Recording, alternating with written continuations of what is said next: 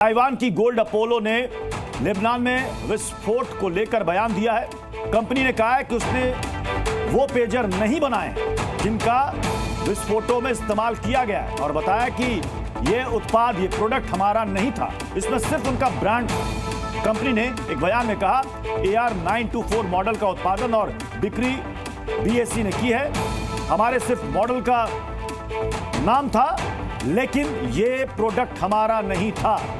वो हमला जो दुनिया में कभी नहीं हुआ, वो हमला जिसने पूरी दुनिया को हैरान कर दिया। –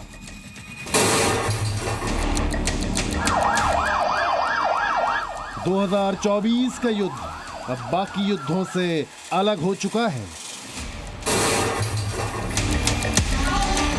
मोसाद ने एक बार फिर दुनिया को दिखा दिया कि जो वो कर सकता है वो कोई सोच भी नहीं सकता।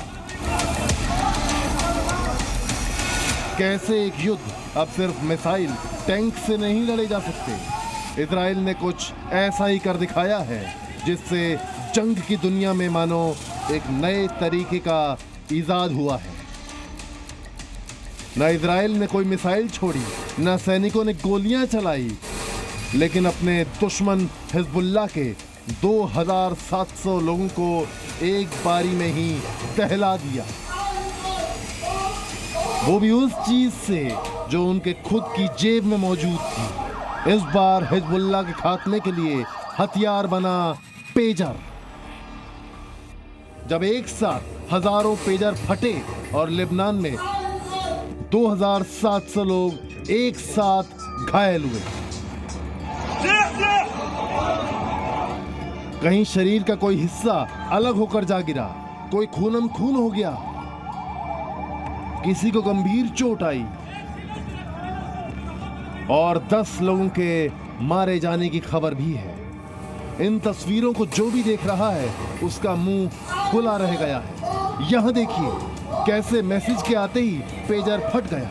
ये दूसरी तस्वीर देखिए, यहां भी पेजर फट गया। ये तीसरी तस्वीर, यहां भी पेजर फटा और दहशत फैल गई। लोग लहूलुहान हो गए। लेबनान में लोग समझ नहीं पा रहे थे कि उन्होंने पेजर रखा है या जेब में मौत वाला बम है। जहां देखो वहां पेजर फट रहे हैं। हमले में लेबनान के सांसद अली अम्मार के बेटे की भी मौत हो गई, जबकि ईरानी राजदूत और उनका बॉडीगार्ड भी इस विस्फोट में बुरी तरह घायल हो गया। इसे दुनिया में सबसे बड़ा चेन विस्फोट माना जा रहा है और माना जा रहा है कि इजराइल का हिजबुल्लाह पर यह सबसे बड़ा सीरियल अटैक है।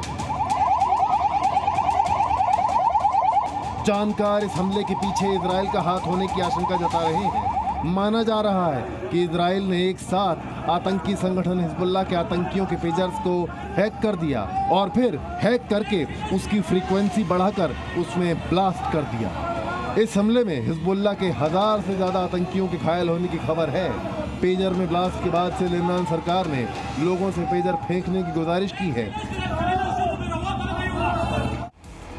अब सवाल ये उठता है कि आखिर पेजर, जो कि आज की दुनिया में आउटडेटेड हो चुके हैं, उन्हें हिजबुल्लाह क्यों यूज कर रहा है। तो समझिए, पेजर डिवाइस की टेक्स्ट मैसेजिंग को डिकोड करना मुश्किल होता है, इसीलिए हिजबुल्लाह अपने लड़ाकों से पेजर के जरिए बातचीत करता है। इजराइल को ये पता चला कि हिजबुल्लाह ने 3 महीने पहले ही जॉर्डन से नए पेजर सेट खरीदे थे। माना जा रहा है कि इजराइल ने उन सभी पेजर को ट्रैक करके उनमें विस्फोट करवा दिया।